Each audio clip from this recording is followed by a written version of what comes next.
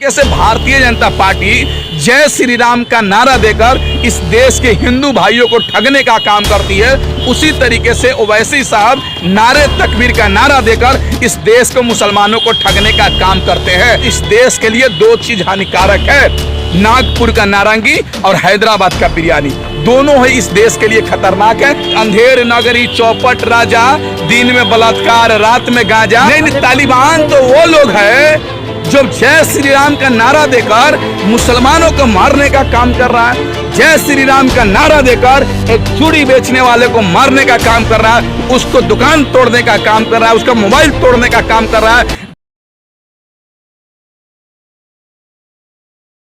ये देश में बहुत सारी पार्टियां हैं, सैकड़ों पार्टियां हैं। उत्तर प्रदेश चुनाव में तमाम पार्टियां लड़ेगी चुनाव। ओवैसी साहब का भी MIM पार्टी है, लड़ेगी। और उत्तर प्रदेश की आवाम को तय करना है, उत्तर प्रदेश की जनता को तय करना है कि जय श्री राम बोलने वालों को वोट देना है या नारे तकबीर बोलने वालों को वोट देना है या हिंदुस्तान जिंदाबाद के नारा देने वालों को वोट करना है। अब उत्तर प्रदेश की जनता तय करेगी कि योगी को वोट देना चाहती है या ओवैसी को वोट देना चाहती है या तमाम उस पार्टियों को देना चाहती है जो उत्तर प्रदेश में हिंदू मुस्लिम सिख ईसाई भाईचारा को नारा देकर पार्टी आगे बढ़ाना चाहती है। और इस बार समझ लीजिए, उत्तर प्रदेश की जनता सत्ता परिवर्तन चाहती है। इस बार ढोंगी को मुख्यमंत्री पद से हटाना चाहती है। अब देख लीजिए ना, डेमो तो शुरू हो गया। मुजफ्फरनगर के अंदर भारतीय जनता पार्टी का विधायक जाता है, वहां पर मुजफ्फरनगर की जनता गोबर से स्वागत करती है, काला स्याही से स्वागत करती है, चप्पल जूता से स्वागत करती है। अगर बीजेपी के लोग विकास किए रहते, योगी जी विकास किए रहते, तो उनको फूल माला से स्वागत किया जाता, गोबर से नहीं किया जाता, जूते चप्पल से स्वागत नहीं किया जाता। पार का नारा कैसे दे रहे हैं? देखिए, बंगाल में भी ये लोग कहते थे अब की बार भाजपा सरकार, लेकिन बंगाल की जनता ने ऐसा तमाचा मारा इन भाजपाइयों को कि दहाई के आंकड़ा भी पार नहीं कर गए, सैकड़ा भी नहीं पार कर पा रहे। उसी तरीके से उत्तर प्रदेश नहीं, 5 राज्य में चुनाव होने जा रहा है। 5 राज्य में भारतीय जनता पार्टी का जमानत जब्त होगा, क्योंकि देश की जनता समझ चुकी है कि भारतीय जनता पार्टी केवल झूठी झूठी सपना दिखाती है, लंबी लंबी सपना दिखाने का काम करती है, लेकिन जमीन पर धरातल पर भारतीय जनता पार्टी का कोई काम नहीं दिखता। असदुद्दीन ओवैसी को कहा जाता है कि वोट कटुआ है, बहुत सारी बात कहा जाता है, आप कैसे देखते हैं? नहीं, देखिए, ओवैसी साहब को मैं वोट कटवा नहीं कहता हूँ, बल्कि उनको मैं बीजेपी ही कहता हूँ। जिस तरीके से भारतीय जनता पार्टी जय श्री राम का नारा देकर इस देश के हिंदू भाइयों को ठगने का काम करती है, उसी तरीके से ओवैसी साहब नारे तकबीर का नारा देकर इस देश को मुसलमानों को ठगने का काम करते हैं। इसलिए मैं, ठीक है, आप आपका मेरा मैं हो सकता है आप उनको अच्छे मानते होंगे, हमारे नज़र में ओवैसी साहब का अच्छे लीडर का पहचान नहीं है। हमारे नज़र में वैसे व्यक्ति अच्छा है जो देश में हिंदू मुस्लिम सिख ईसाई सबको साथ रखने की बात करता है। मुसलमान दलितों की आवाज, हक की आवाज के लिए बात देखिए, अगर उस तरह से देखिएगा तो नरेंद्र मोदी भी सबका साथ सबका विकास की बात करते हैं, लेकिन नीचे वाले उनके चमचे जो उनके समर्थक है वो हिंदू मुस्लिम करने का बात करते हैं। जैसे भारतीय जनता पार्टी का योगी जी भी हैं, उत्तर प्रदेश में मुसलमानों को टारगेट करने का काम कर रहे हैं, नाम बदलने का काम कर रहे हैं। मुसलमानों को जो आदमी संगठन गाली दे रहा है, जो संगठन मारने का काम कर रहा है, उसको थाना से बेल देने का काम कर रहे हैं। उसी तरीके से वारिस पठान को रख दिए हैं किसी दूसरे हिंदू भाइयों को गाली देने के लिए।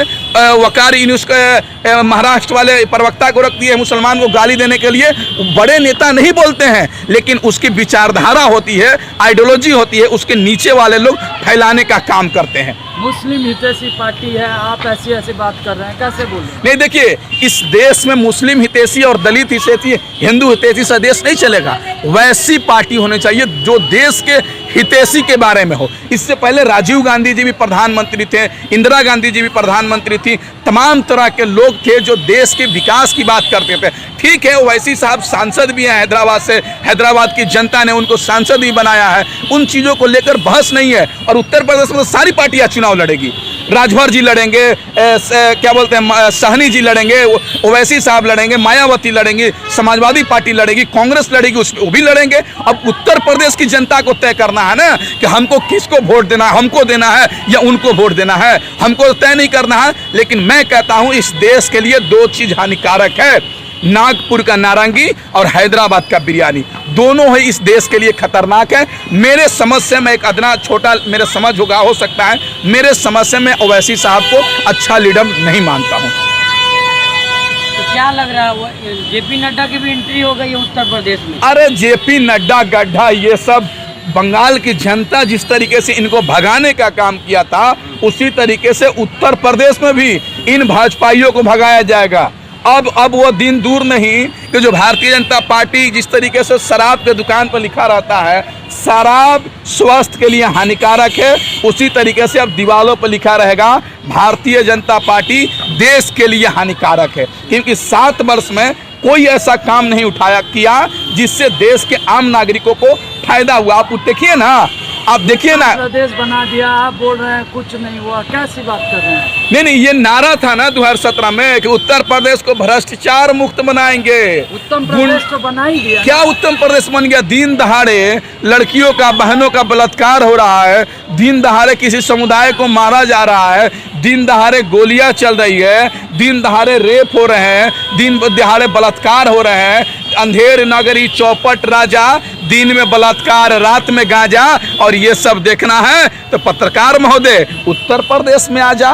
उत्तर प्रदेश के अंदर यही हो रहा है। आप तो ग्राउंड रिपोर्ट पे हैं, हर चीज़ आपको नॉलेज होगा। उत्तर प्रदेश में गोरखपुर में जाइए ना, बनारस में जाए, टोक्यो में, क्यूटो में, ये लोग कहते थे कि स्मार्ट सिटी बनाएंगे, और एक बारिश हुआ बरसात में तो बनारस का नक्शा बिगड़ गया, कहाँ चल गया, इलाहाबाद का नक्शा बदल गया, कहाँ चल गया। योगी आदित्यनाथ तो कहते हैं गोरखपुर के मुसलमानों को अगर तकलीफ होती है तो योगी आदित्यनाथ के पास आते हैं। आप बोल रहे हैं इस तरह की बात? नहीं, आप बताइए, आदित्यनाथ योगी जी को तो दिख गया कितना बड़ा सेकुलर है, कितना बड़ा ढोंगी है कि जब कानपुर में एक गरीब रिक्शा वालों को मारते हैं बजरंग दल और भारतीय जनता पार्टी एबीवीपी के लोग, तब उसको थाने से बेल दे दिया जाता है। मुजफ्फरनगर में मुसलमानों को गाली देने वाले को जेल में गिरफ्तार नहीं किया जाता है, बल्कि एक डॉक्टर कफील खान को यूएपीए लगाकर, एनएसए लगाकर 7.5 महीना रखते हैं एक डॉक्टर को।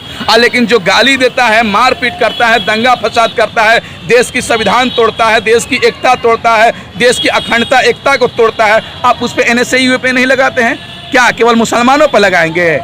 मुसलमानों पर लगाएंगे? जो आदमी गोरखपुर में जान बचाता है आप उसको केस कर देते हैं, लेकिन जो कानपुर और तमाम जगहों पे हिंदू मुस्लिम करता है, दंगा फसाद करता है, चोरी करता है, उस पर नहीं लगाते हैं। क्यों? इसीलिए कौन मुसलमान था, आप हिंदू नाम है। आप देखिए, देश की जनता आप समझ चुकी है, इनके बहकावे में नहीं आने वाली है। अब ईंट का जवाब पत्थर से दिया जाएगा। इन भाजपाइयों को वोट के माध्यम से सरकार सत्ता में आई थी, वोट के माध्यम से ये सरकार सत्ता से बाहर जाएगी। अब कहीं की बात कीजिए ना, गोरखपुर, गाजियाबाद, गाजीपुर, अयोध्या, अवधि, कहीं चले जाइए, विकास हुआ ही नहीं है। बस जो पिछली सरकार थी, जो कुछ काम किया था, बस उसका ही फीता काट के योगी जी बैनर लगा दिए हैं।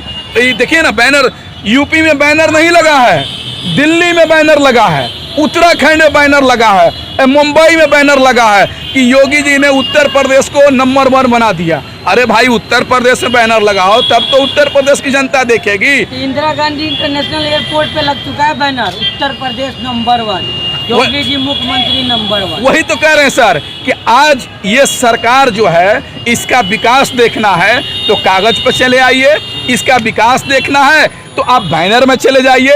योगी जी और मोदी जी का विकास धरातल पे आपको नहीं दिखेगा, कागज पे दिखेगा। अभी कहिएगा, बनारस को कहेगा स्मार्ट सिटी बना दी है, हजारों सैकड़ों हम स्मार्ट सिटी बना दी है, लेकिन एक बारिश होता है तो स्मार्ट सिटी नदी में बदल जाता है, नाला में बदल जाता है। अब धरातल पर नहीं दिख रहा, अलीगढ़ का नाम हरिगढ़ किया जा रहा है, अब कितना दिखाई दे विकास आपको? अरे अगर नाम बदलने से विकास होता महाराज, तो मुगल सराय लंदन बन गया रहता, प्रयागराज अमेरिका बन गया रहता। क्योंकि पिछले ही साल 2 साल हो गए मुगल सराय का नाम बदले हुए, प्रयागराज इलाहाबाद के नाम बदले हुए, कहाँ कुछ हुआ। अलीगढ़ का नाम, अलीगढ़ दुनिया में 2 चीज़ों के लिए फेमस था, बहुत ही प्रसिद्ध, ताला और तालीम।